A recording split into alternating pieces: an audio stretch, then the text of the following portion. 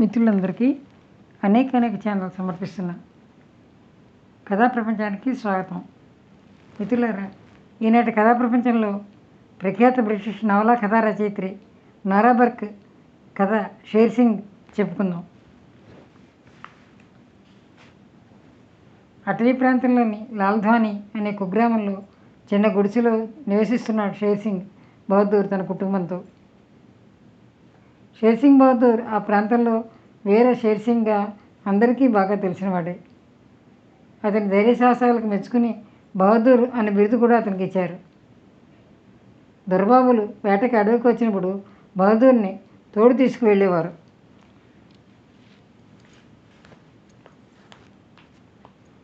ఒకసారి పెట్టలో ప్రణాళిక తెగించి పులికూరల్లో చిక్కుకున్న దొరబాబుని రక్షించాడు షేర్ సింగ్. పులి పంజా దెబ్బకి మెడ నుంచి నడుం దాకా వీపు చీరుకుపోయింది. గాయం తగ్గిపోయినా ఆ చార ఇంకా అలాగే మిగిలిపోయింది అతని వీపు మీద. ఇప్పుడు కూడా షేర్ సింగ్ వేట పని మీదే దూరానున్న అటవీ ప్రాంతానికి వెళ్ళి ఉన్నాడు. అతనితో పాటు ఆ పిల్లలని మగవాళ్ళంతా కూడా వెళ్ళారు డప్పులు మోగించుకుంటూ వేటకి. ఇక్కడ మట్టికోటల పూరిగుడిసెలో అతని భార్య, 2 పిల్లలు ఉన్నారు. గుడిసెలో కడుపు నొప్పితో బాధపడుతూ నేల మీద పడి ఉన్నాడు చిట్టి కున్వర్.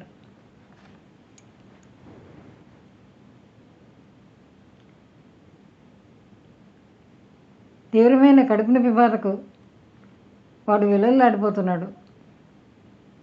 6-7 సంవత్సరాల చిన్నవాడు. షేర్ సింగ్కి 12 సంవత్సరాలు ఉంటాయి.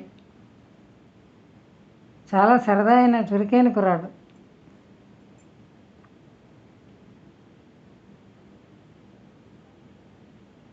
వాళ్ళ తల్లి వేడి నీళ్ళతో చింపిరి గుడ్డల్ని తడిపి పిండి పిల్లవాడి పొట్ట మీద వేస్తోంది ఉపశమనానికి. అయినా ఏమీ లాభం కనిపించడం లేదు. ఆమె చాలా దిగులుగా ఉంది. బాధల్లో మగ్గి ఆమె గుండెలు మొద్దుబారిపోయాయి. పెద్ద కొడుకు షేర్ సింగ్ని చూసి అంది, కాళీఘాట్ ఆసుపత్రికి తీసుకుపోవాల్సిందే వీణ్ణి ఇక అని. ఆ మాటలకి తమ్ముడికి బతకడని అర్థమైంది షేర్ సింగ్కి. ఏ రోగికైనా చివరి గడియలు సమీపిస్తున్నప్పుడు మాత్రమే ఆసుపత్రిని తలుచుకోవటం ఆ అడవి ప్రజలకు పరిపాటి. వెంటనే అన్నాడు షేర్ సింగ్, నేను పరుగెత్తుకెళ్ళి నాయన్ని పిలుచుకొస్తానమ్మా అన్నాడు. ఎక్కడికి పెడతావు? ఆయన ఎక్కడున్నాడని వెతుకుతావు అంది ఆవిడ నిరాశగా.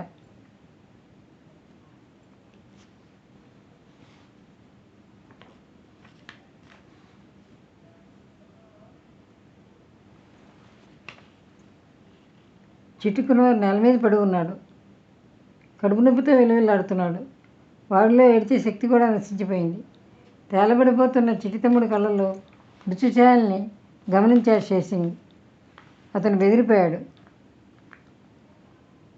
నేనే తీసుకెళ్తానమ్మా తమ్ముడిని కాళీఘాట్ ఆసుపత్రికి, ఊళ్ళో మగవాళ్ళు ఎవరు లేరు కదా అన్నాడు షేర్ సింగ్.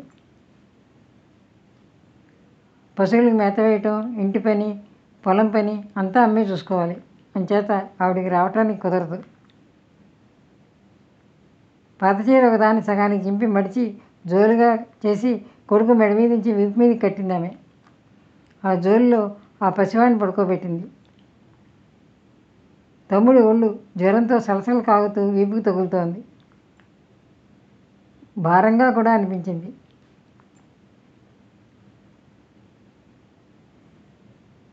వీడిని నువ్వు మోయగలవా?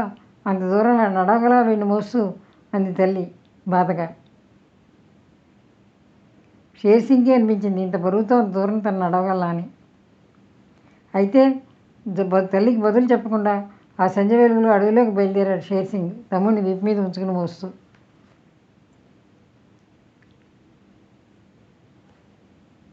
అక్కడికి 80 కిలోమీటర్ల దూరంలో ఉంది కాళీఘాట్. అడవిలోంచి నడిచి వెళ్ళాలి. మధ్యలో 2 నదులు ఎదురవుతాయి. వాటిని దాటి రోడ్డు మీద కనుక చేరుకుంటే ఎలాగో అలాగా కాళీఘాట్ చేరుకోవచ్చు అనుకున్నాడు షేర్ సింగ్. షేర్ సింగ్ ఒంటరిగా కాలిబాట మీద నడుస్తున్నాడు. రాత్రి ముంచుకొస్తోంది. చుట్టూ కారడివి.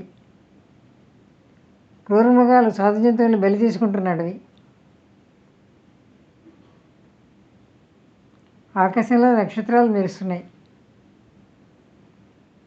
బాటలో ఒకచోట ఎలుగుబంటి పాదాల గుర్తులు కనిపించి భయంతో వణికిపోయాడు షేర్ సింగ్.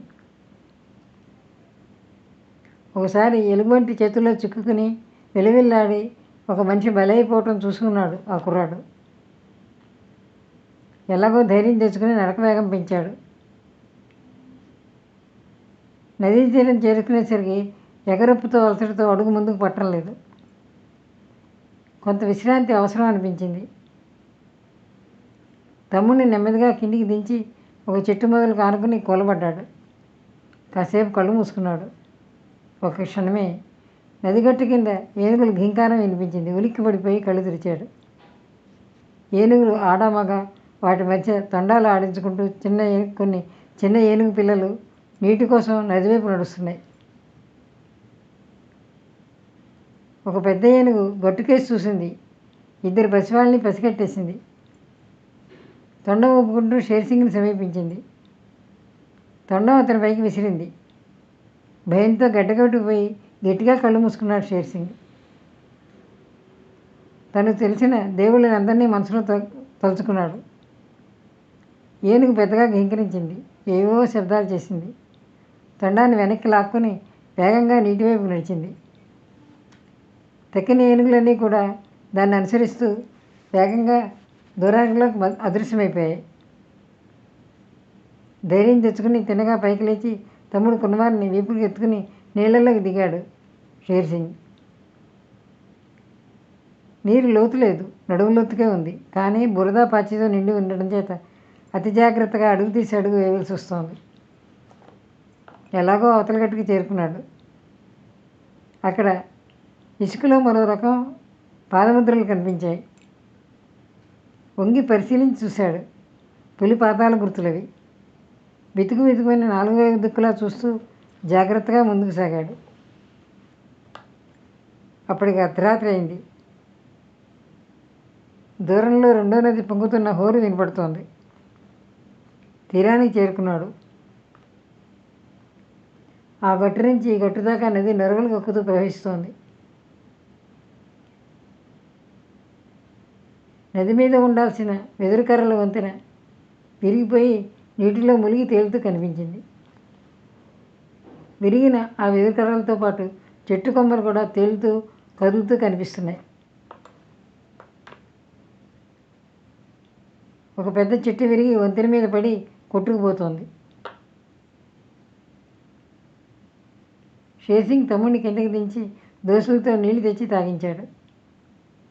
నిస్సరానగా కళ్ళు తెచ్చి అన్నా అని నీళ్లు గుట్టకవేశాడు ఆ పసివాడు. అతనికి ధైర్యం చెప్తున్నట్టు తల నిమిరి గడ్డిని కొంత సేకరించి బలంగా తాడులా పేని చిటితమ్ముని వీపి గట్టిగా కట్టుకున్నాడు. నెమ్మదిగా నీటిలోకి దిగి ముందుకు నడిచాడు.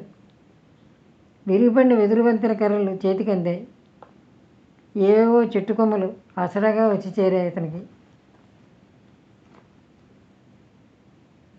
వీపు మీద తమ్ముడికి తల తడవకుండా నడుస్తున్నాడో ఈతున్నాడో అతనికి అర్థం కావటం లేదు. ప్రవాహ వేగమే ముందుకు లాక్కుపోతున్నట్టుంది. షేర్ సింగ్కి వెదురు బొంగులు శరీరాన్ని ఒరుసుకుని దూసుకుపోతున్నాయి. బాణాలు గుచ్చుకున్నట్లు శరీరం మీద గాయాలై నెత్తురు కారుతోంది.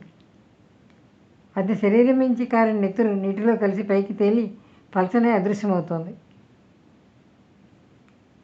వేగంగా రొప్పుతున్నాడు. ముక్కులోకి నీళ్లు పోతున్నాయి. ఊపిరి సలపటం లేదు. వీపు మీద తమ్ముడు ప్రాణాలతో ఉన్నాడో లేదో తెలియటం లేదు. తను మునిగిపోతున్నాడు, తేలుతున్నాడు, ఏమీ తెలియకుండా ఉంది. తనకి ఏదో అవుతోంది, ఏదో అయిపోతోంది. ప్రవాహ వేగం తగ్గింది. షేర్ సింగ్ కళ్ళు మూతలు పడుతున్నాయి. అతడు తిరిగి కళ్ళు తెరిచేసరికి నదీ తీరం మీద ఇసుకలో బోర్లా పడి ఉన్నాడు. వీపు మీద బరువుగా ఏదో కదులుతోంది. తడివి చూశాడు. చిట్టి తమ్ముడు కున్నవారు. బరువుగా ఊపిరి తీసుకున్నాడు. నిలవడానికి శక్తి చాలటం లేదు. దోగాడుతూ ముందుకు జరిగాడు. ఏదో ఊరు రోడ్డు వచ్చింది. ఇక కదలేక రోడ్డుని ఖర్చుకు పడిపోయాడు. అతనికి మళ్ళీ స్పృహ వచ్చేసరికి ఇద్దరు ఒక ఎద్దు బండిలో ఉన్నారు. ఆ తర్వాత కాసేపటికి ఒక ట్రక్లో ఎక్కారు. ఎక్కడి నుంచి వస్తున్నావు అబ్బాయి అని అడిగాడు ట్రక్ నడుపుతున్నతను. లాల్ధ్వాని నుంచి అన్నాడు షేర్ సింగ్. లాల్ధ్వాని నుంచా? అంత దూరం నుంచి పిసివాడిని ఎత్తుకుని ఒంటరిగా ఏరు దాటుకుని వచ్చావా అని ఆశ్చర్యపోయాడు ఆ ట్రక్ అతను. లాల్ఘాట్ ఆసుపత్రికి ప్రవేశించారు. అంత పెద్ద బిల్డింగ్లోకి పోవాలంటే ఏదోగా భయం అనిపించింది. ఒక క్షణం వరండాలో నిలబడిపోయాడు. ఇంతలోనే డాక్టర్ అక్కడికి వచ్చాడు. షేర్ సింగ్ బహదూర్ నువ్వేనా అని అడిగాడు. కాదు, షేర్ సింగ్ బహదూర్ మా నాయన పేరు, నేను షేర్ సింగ్ని అని జవాబిచ్చాడు. ఈ పిల్లవాడికైనా జబ్బు, పేరేమిటి, ఏమైంది అని అడిగాడు డాక్టర్. మా తమ్ముడు కున్వార్, కడుపు నొప్పి అని చెప్పాడు షేర్ సింగ్. కున్వార్ని లోపలికి తీసుకువెళ్ళింది నర్సు. కాసేపటి తర్వాత చిరునవ్వుతో డాక్టర్ షేర్ సింగ్ని లోపలికి పిలిచాడు. అబ్బాయి, నువ్వే అసలైన షేర్ సింగ్ బహదూర్వి. ఇప్పుడు నిజమైన సాహసివి నువ్వు. నీ చెట్టి తమ్ముడికి ఇంకేమీ భయం లేదు. రేపటికల్లా లేచి కూర్చుంటాడు చూడు అన్నాడు డాక్టర్. షేర్ సింగ్ మొహం ఆనందంతో వెలిగిపోయింది. అప్రయత్నంగా చేతులు జోడించి నమస్కరించాడు షేర్ సింగ్ ఆ డాక్టర్కి. మిత్రులారా, ఇదండి ప్రఖ్యాత బ్రిటిష్ రచయిత్రి నోరా బర్క్ రచించిన షేర్ సింగ్ సాహస కథ విన్నారు కదా. ఈ కథ కనుక మీకు నచ్చినట్లయితే లైక్ చేయండి, షేర్ చేయండి, అనేక ఛానల్ సబ్స్క్రైబ్ చేయండి. ఛానల్ని ప్రోత్సహించండి. నమస్తే, సెలవు.